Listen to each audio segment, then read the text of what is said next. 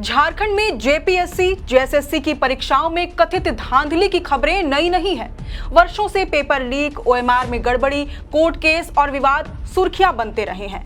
हमने भी इन गड़बड़ियों पर कई रिपोर्टें की हैं, लेकिन इस बार कहानी सिर्फ घोटाले की नहीं है, बल्कि उस कार्रवाई की भी है जो शिकायतों के बाद सरकार की ओर से शुरू हुई। 2 जुलाई 2026 को 14वीं जेपीएससी प्रारंभिक परीक्षा का परिणाम आया। रिजल्ट आते ही अभ्यर्थियों ने कट ऑफ, ओएमआर शीट और मेरिट लिस्ट को लेकर गंभीर सवाल उठाए। विरोध बढ़ा, शिकायतें सरकार तक पहुंची। इसके बाद घटनाक्रम तेजी से बदला। मुख्यमंत्री हेमंत सोरेन ने मामले को सीआईडी के हवाले करने का निर्देश दिया। सीआईडी ने कांड संख्या 16/2026 दर्ज की। एक विशेष जांच दल यानी कि एसआईटी बनाई गई। फिर शुरू हुई लगातार छापेमारी, गिरफ्तारियां और डिजिटल फॉरेंसिक जांच। जेपीएससी मुख्यालय, परीक्षा कराने वाली एजेंसी टीडीपीएल के दफ्तर, रांची में स्टेशन रोड स्थित होटल, digital server, hard disk, pen drive, OMR record सब जांच के दायरे में आए। अब तक इस मामले में 11 गिरफ्तारियां हो चुकी हैं। इनमें जेपीएससी की तत्कालीन उप परीक्षा नियंत्रक श्वेता गुप्ता, टीडीपीएल के निदेशक, तकनीकी कर्मचारी, कथित मास्टरमाइंड अभय तिवारी और उसके नेटवर्क से जुड़े कई लोग शामिल हैं।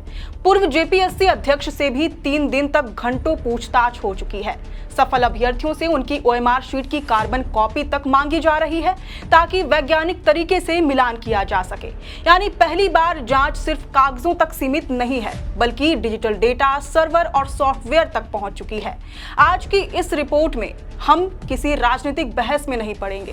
हम सिर्फ ये देखेंगे कि शिकायत मिलने के बाद सरकार ने कब कब क्या क्या कदम उठाए, सीआईडी ने अब तक क्या कार्रवाई की, किन लोगों पर शिकंजा कसा गया और जांच इस समय किस मोड़ पर पहुंच चुकी है। आइए पूरी टाइमलाइन देखते हैं तथ्यों के साथ। सबसे पहले जोहार, नमस्कार, मैं हूं अंशु और आप देखना शुरू कर चुके हैं the fourth pillar.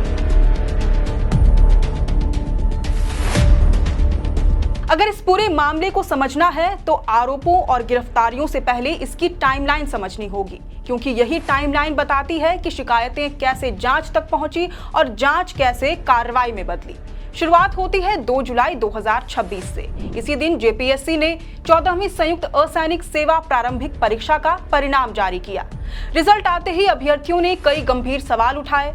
Cut off सार्वजनिक क्यों नहीं की गई, व्यक्तिगत स्कोर क्यों नहीं बताया गया, ओएमआर शीट क्यों नहीं उपलब्ध कराई गई। सोशल मीडिया से लेकर सड़क तक विरोध शुरू हो गया।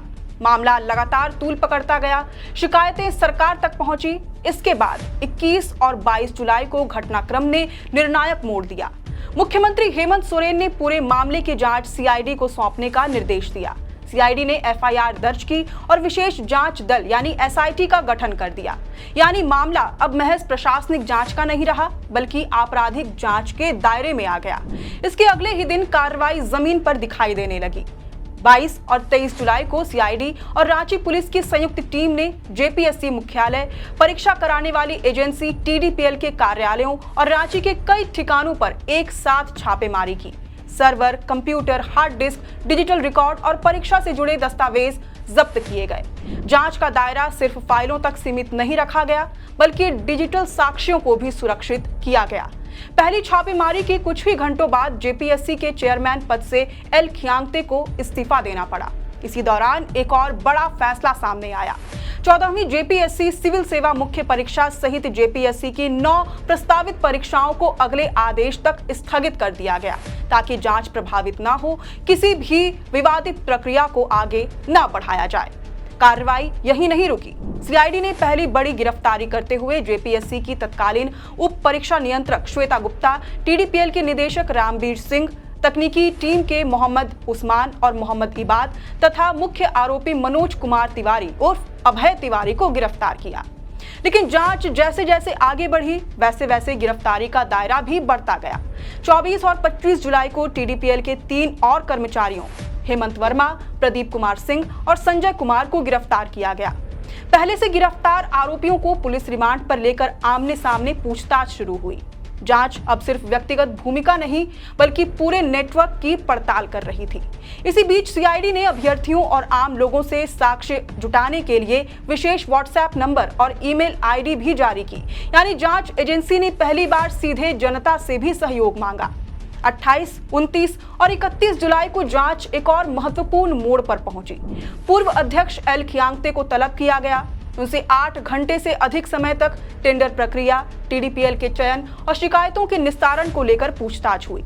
इसी दौरान सीआईडी ने सफल अभ्यर्थियों को अपनी ओएमआर शीट की कार्बन कॉपी जमा करने का निर्देश भी जारी किया, ताकि मूल रिकॉर्ड और अभ्यर्थियों के पास मौजूद प्रति का वैज्ञानिक मिलान कराया जा सके। इसी बीच सीआईडी ने 3 और संदिग्धों को गिरफ्तार किया। इसके साथ ही इस मामले में गिरफ्तार लोगों की संख्या बढ़कर 11 हो गई। जांच का दायरा अब सिर्फ परीक्षा प्रक्रिया तक सीमित नहीं रहा। बैंक खातों, पैसों के लेन देन, डिजिटल रिकॉर्ड और अन्य आर्थिक पहलुओं की भी जांच शुरू हो गई। यानी महज 1 महीने के भीतर ये मामला छात्र आंदोलन से निकलकर राज्य की सबसे बड़ी आपराधिक जांचों में से एक बन गया। शिकायत से लेकर एसआईटी के गठन तक, छापेमारी से लेकर गिरफ्तारियों तक और इस्तीफे से लेकर डिजिटल फॉरेंसिक जांच तक घटनाक्रम लगातार आगे बढ़ता रहा।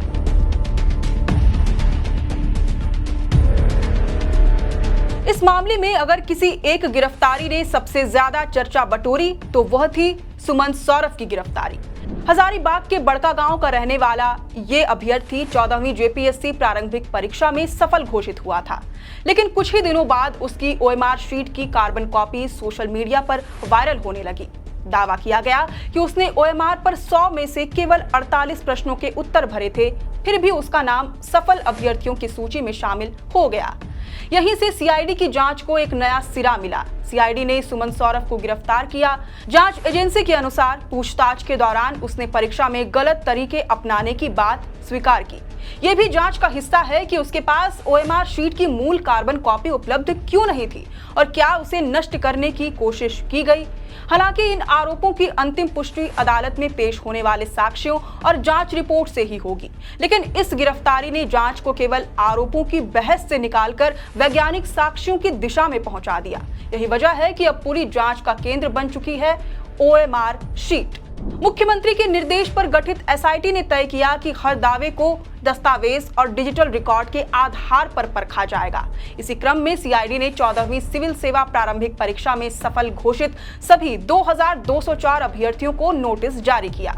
उनसे कहा गया कि वे अपनी ओएमआर शीट की कार्बन कॉपी निर्धारित समय के भीतर सीआईडी को उपलब्ध कराएं। इसके लिए विशेष व्हाट्सएप नंबर और आधिकारिक ईमेल आईडी भी जारी की गई। लेकिन आखिर ये कार्बन कॉपी इतनी महत्वपूर्ण क्यों है? क्योंकि परीक्षा के दौरान जिस ओएमआर शीट पर अभ्यर्थी उत्तर भरता है, उसकी एक प्रति उसके पास भी रहती है। अगर अभ्यर्थी के पास मौजूद कार्बन कॉपी और आयोग के रिकॉर्ड में सुरक्षित मूल ओएमआर के बीच कोई अंतर मिलता है, तो वही अंतर जांच का सबसे महत्वपूर्ण वैज्ञानिक साक्ष्य बन सकता है। यानी अब फैसला किसी दावे से नहीं, बल्कि रिकॉर्ड बनाम रिकॉर्ड के मिलान से होगा। इसी के साथ जांच एजेंसी ने परीक्षा कराने वाली एजेंसी टीडीपीएल के दफ्तरों से जब्त computer, server, hard disk, pen drive और अन्य डिजिटल उपकरणों को फॉरेंसिक जांच के लिए भेज दिया है। जांच का उद्देश्य ये पता लगाना है कि क्या परीक्षा समाप्त होने के बाद किसी स्तर पर डिजिटल डेटा में बदलाव किया गया, क्या बैक एंड से ओएमआर डेटा या मेरिट लिस्ट में छेड़छाड़ हुई, और अगर हुई तो उसके डिजिटल निशान कहां मौजूद हैं। यानी अब जांच सिर्फ गवाहों के बयान पर नहीं, बल्कि software log, server data, digital trail और फॉरेंसिक रिपोर्ट पर टिकी है। स्पष्ट है कि इस बार जांच का फोकस केवल गिरफ्तारी करना नहीं, बल्कि अदालत में टिक सकने वाले वैज्ञानिक साक्ष्य जुटाना है। और अगर इन साक्ष्यों से आरोप साबित होते हैं तो अगला चरण होगा सबसे कड़ी कानूनी कार्रवाई का।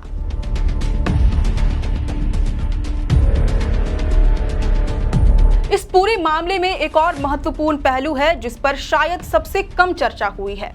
वो है झारखंड प्रतियोगी परीक्षा अनुचित साधनों की रोकथाम अधिनियम, जिसे आमतौर पर एंटी पेपर लीक एक्ट कहा जाता है। पिछले कुछ वर्षों में देश भर में पेपर लीक की लगातार घटनाओं के बाद झारखंड सरकार ने भी इस कानून को लागू किया, ताकि भर्ती परीक्षाओं में गड़बड़ी करने वालों के खिलाफ केवल विभागीय कार्रवाई नहीं, बल्कि कड़ी आपराधिक कार्रवाई हो सके। यही कानून अब जेपीएससी परीक्षा मामले की जांच में भी लागू होगा। यदि जांच में आरोप प्रमाणित होते हैं तो कार्रवाई सिर्फ दलालों या बिचौलियों तक सीमित नहीं रहेगी। जिस किसी की भी भूमिका सामने आएगी, चाहे वह परीक्षा एजेंसी का कर्मचारी हो, सरकारी दफ्तर हो, तकनीकी विशेषज्ञ हो या पूरा नेटवर्क चलाने वाला मास्टरमाइंड, उसके खिलाफ इसी कानून के तहत कार्रवाई की जाएगी। इस कानून की सबसे बड़ी विशेषता इसकी सख्ती है।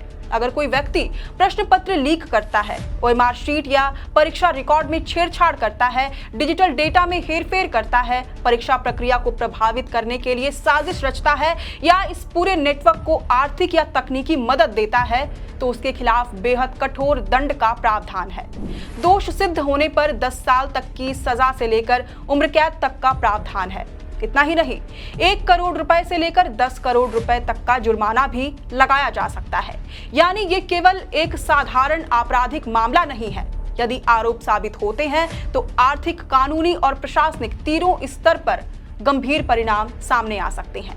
इसलिए इस बार जांच एजेंसी हर कदम फूंक फूंक कर रख रही है। पहले डिजिटल साक्ष्य, फिर ओएमआर का वैज्ञानिक मिलान, फिर फॉरेंसिक रिपोर्ट और उसके बाद आरोप पत्र। यानी कोशिश ये है कि अदालत में ऐसा मामला पेश किया जाए जो केवल संदेह पर नहीं बल्कि ठोस साक्ष्यों पर आधारित हो। लेकिन सवाल सिर्फ दोषियों को सजा देने का नहीं है। सबसे बड़ा सवाल, क्या इस पूरी कार्रवाई से उन लाखों युवाओं का भरोसा वापस लौट पाएगा जो वर्षों से एक निष्पक्ष और पारदर्शी भर्ती व्यवस्था का इंतजार कर रहे हैं? झारखंड में प्रतियोगी परीक्षाओं को लेकर सवाल आज के नहीं है। पहली और दूसरी जेपीएससी से लेकर हाल के विवादों तक हर बार सबसे बड़ा नुकसान उस अभ्यर्थी का हुआ है जिसने अपनी मेहनत, समय और उम्र इस व्यवस्था पर भरोसा करके लगा दी। इस बार फर्क इतना है कि शिकायतों के बाद जांच सिर्फ कागजों तक सीमित नहीं रही। सीआईडी की एसआईटी बनी, छापेमारी हुई, 11 गिरफ्तारियां हुई, डिजिटल साक्ष्य जुटाए गए और जांच का दायरा लगातार बढ़ रहा है। अब इस पूरे मामले की असली परीक्षा जांच एजेंसियों की भी है। क्या हर दोषी कानून के दायरे में आएगा? क्या ये जांच सिर्फ कुछ गिरफ्तारियों तक सीमित रहेगी या पूरे नेटवर्क का पर्दाफाश करेगी? और सबसे बड़ा सवाल, क्या इस कार्रवाई के बाद झारखंड का युवा फिर से ये भरोसा कर पाएगा कि सरकारी नौकरी की राह अब पैसे या पहुंच से नहीं बल्कि केवल प्रतिभा और मेहनत से तय होगी? इस जांच की हर बड़ी अपडेट और हर नई कड़ी पर हमारी नजर बनी रहेगी। बहरहाल, अब इस पूरी रिपोर्ट पर आपकी क्या राय है, ये हमें कमेंट करके जरूर बताएं। आप देख रहे थे द फोर्थ पिलर। मैं हूं अंशु, कैमरे के पीछे हैं सहयोगी अमन। शुक्रिया।